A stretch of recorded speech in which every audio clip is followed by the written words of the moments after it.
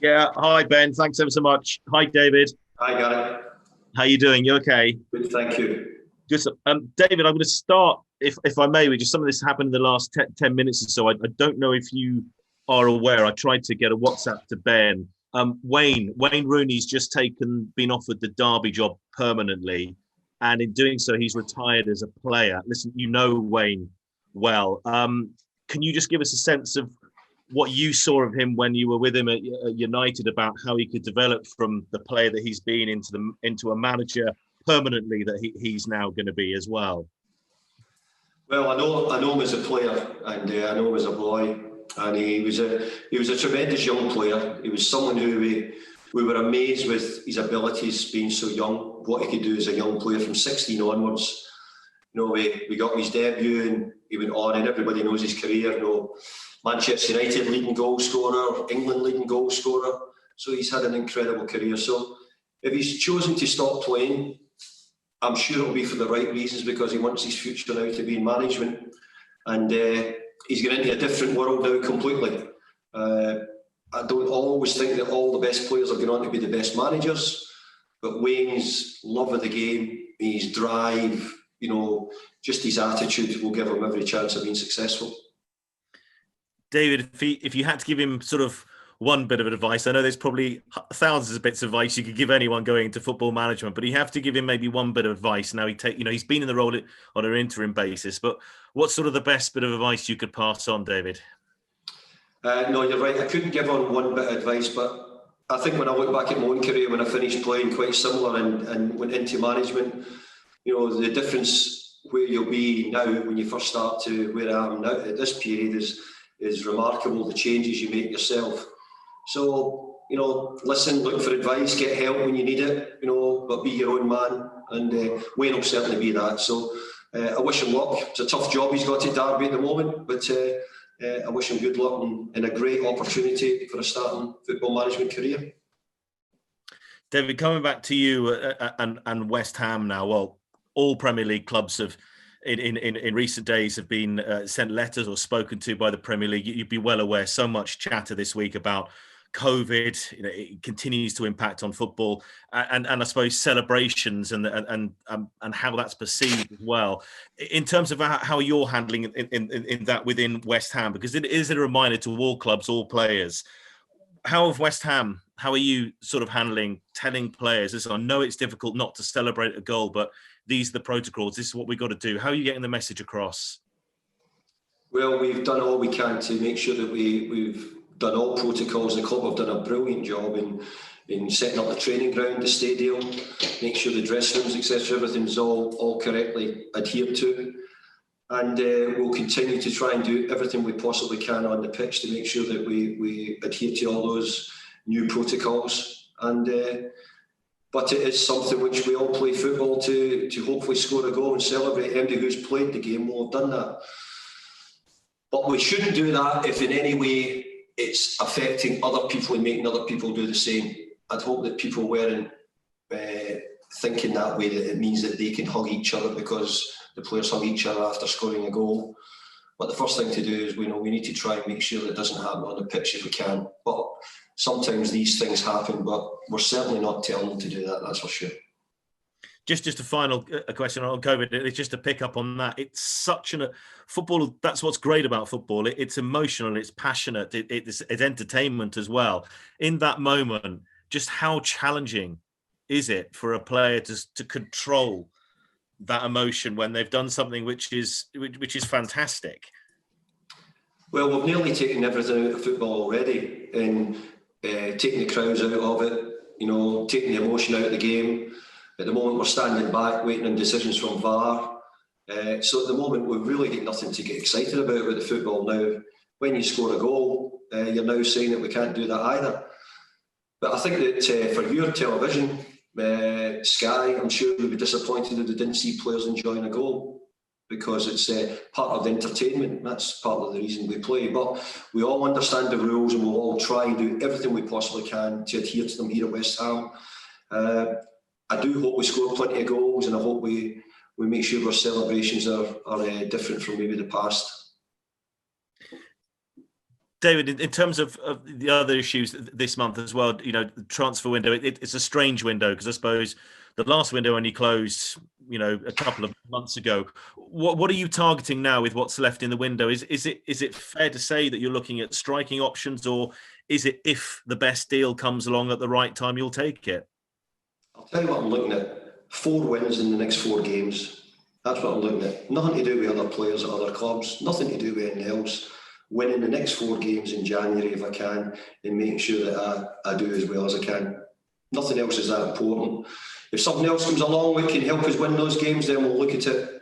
But the only people who are important are the players in this building at the moment. So in terms of, transfer options, that's not up there on the agenda. Listen, I take it with what you absolutely say about winning games. That's the prerequisite. But in terms of trying to get people in, it's not the be all and end all. No, winning the games, the players improving, doing better than they've done at the moment. That's what we want to do. And that's the message. If something else comes along, we'll soon let you know. David, just quickly, can you tell us just a little bit about, I'm not quite sure about the pronunciation of his name right, so I'll try. Mipo Udubeko. A lot's been said about him, Ray, from the academies. Can you tell him what, West Ham fans and what we could expect if he gets more game time? Well, I think he's somebody who we look forward to working with, but the real facts are he pulled his hamstring about 4 months ago, and he's been out for 3 months with his hamstring. We've also had several different times where we've had to shut the academy down, with people isolating and different things. So not just our club, but a lot of clubs at the moment are finding it difficult to introduce their young players. But I've got to say, he's a young player who we have big hopes for. But I think a lot of young players have struggled at this present time because of the lack of regular training, the continued sort of break up of the academy, not regular game programmes at the moment because of the situation we're in, and also with Mipo. As I said to you, he's just back from a long-term hamstring injury. But we like him a lot. We'll try and bring him along at the right time and when we think we need it. David, just a final question from me. It brings me nicely on injuries. You've been hoping to get some players back. Can you update us on injuries and maybe whether you're going to be getting some players back? Well, the only players we've had missing, Geraint, has been Lucas Fabianski and Arthur Masalako. So we've only had 2 players missing, really. We've had Fabio Balbuena isolating. He came in contact with somebody, so he's been isolating. I think basically we're just about okay. So we've not got many injuries. We're waiting on Lucas to see how Lucas is. We're not sure how he is yet. And as we know, Arthur's probably a couple of months away from being involved again. Thanks, Geraint. Rebecca? David, thank you so much for your time today. Thank you. West Ham, in the top half of the table, you're unbeaten in 3 games and through to the 4th round of the FA Cup. It's been a nice start to 2021 for you, hasn't it? We started very well, but I'm hoping we're going to keep that continue. The job now is to go unbeaten as long as we possibly can and make sure that we continue to get through the rounds of the Cup, but also make sure that we win the Premier League games and move up the league again. Burnley, obviously 16th in the table. They've just climbed out the relegation zone. How tough will it be a game on Saturday for you? I think it will be really tough, Rebecca. I think over the years, I have to say, they've been a great success story in the Premier League to do things on probably a minimum budget, maybe not having the tools which maybe lots of other clubs have had, and certainly over the years. So the manager, the club deserve a lot of credit for the way they've done their work. And I don't think they'll be in a relegation battle this year, that's for sure. Even though they might have thought they've started a bit slow, I think they'll be fine. Probably. And your top goal scorer, Thomas Souček, scored 5 goals already this season. What's been the secret behind his success? I don't think there's any one secret, but I do think that he has always had a goal scoring record. When we brought him in, we knew that he'd scored goals in Czechoslovakia. I can hardly say that, but he's had a good goal scoring record. Part of the reason for bringing him was that, and we weren't sure if you're going to completely get the same amount of goals. But he's come into the team and he's looked as if he's capable.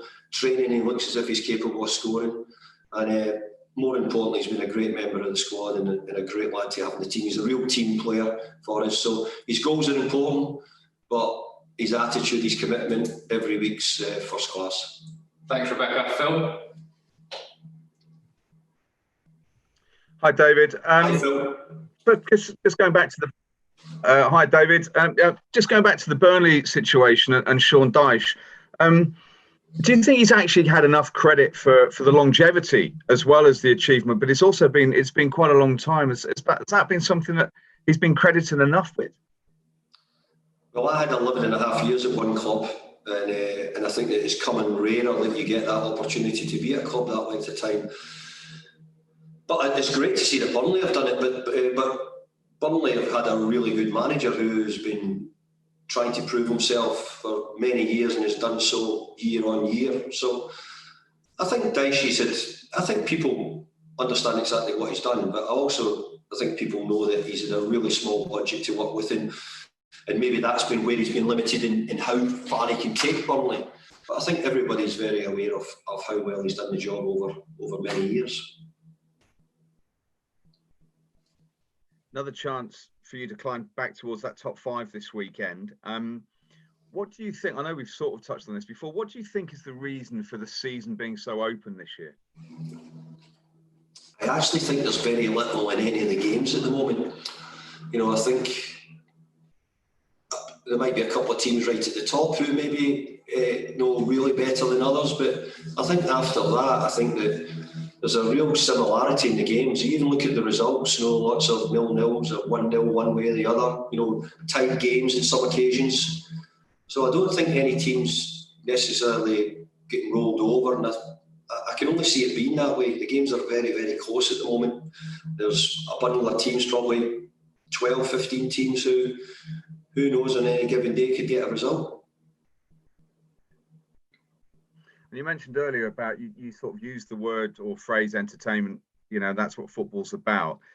It's a couple of times by people in recent weeks that sport can provide a little bit of light in the darkness. As a group, players, coaches, do you get a sense that actually what you're doing is, however difficult the circumstances, is very positive for the wider public? I don't think we really get told that it's a positive for the wider public. I don't think the CM did really come out and say. I see people saying, look, we need more football, we want more football. But at the moment, I'd say we're only seeing lots of negatives coming out about football players or about celebrations. But overall, I think most people are watching live sport because that's what they want to watch. They want to see the games. And from that point of view, I think the players and the football clubs are doing a brilliant job in making sure it's available. We'd love the crowd to be there. We're really, really missing all the sports. It really is. I think it's only when you've been in the game so long and now you're coming, and I actually feel it'll be strange when we go back to having 60,000 at the stadium because we're now starting to get used to having no people at the games.